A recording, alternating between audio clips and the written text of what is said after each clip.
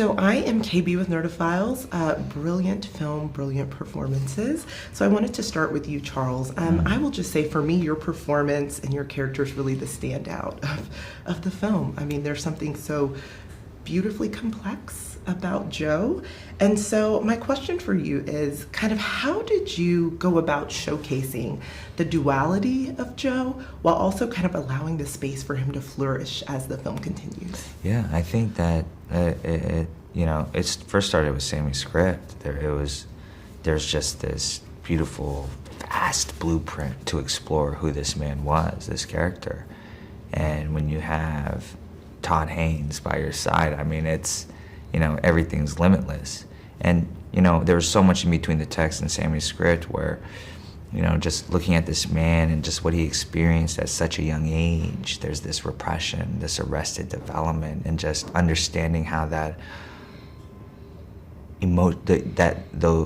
emotional makeup of that would translate into the physicality of who he was. And,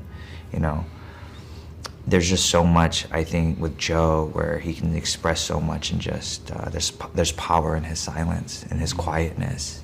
And I think about movies like In the Mood for Love by Wong Kar-wai with Tony Leung, where it's just so subtle and it's just all in the pathos of what's going on, or Heath Ledger in Brokeback Mountain, and just kind of like carrying like a similar feeling in the sense of like we're holding something that's deep but just navigating that. Really, I found parallels with Joe.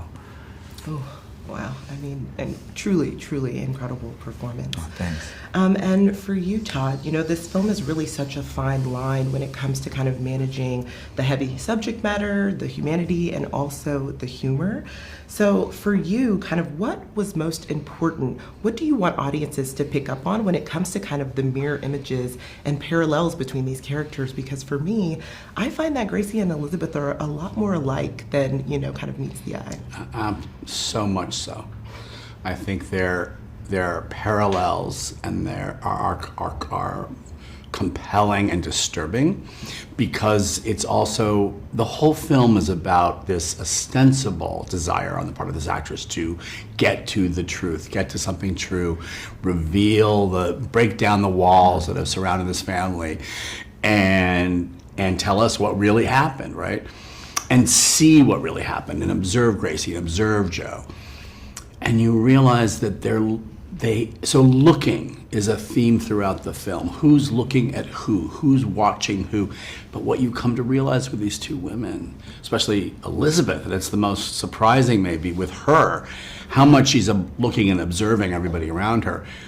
She's sort of incapable of seeing herself. And that is true for Gracie as well.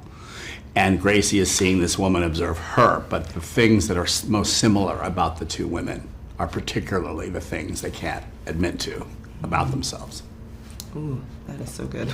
And it's true in a lot of ways. I think, when it comes to Elizabeth and Joe's relationship, he's like, oh, I thought that you saw me.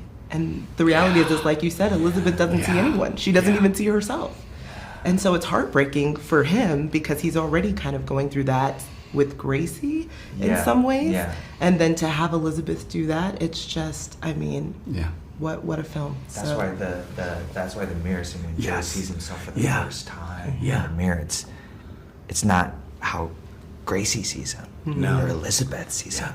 It's what does Joe see? Yes. And then we see him. And we see that because he's looking at the lens of the camera. And then he asks that question. Yeah. What if? What if if I was too young or wasn't ready, Right. That's... Man. Well, thank you both so much for taking the time to chat with Nerdophiles. I really can't wait for everyone to see this film. Thank you so much. Thanks. It's so fun.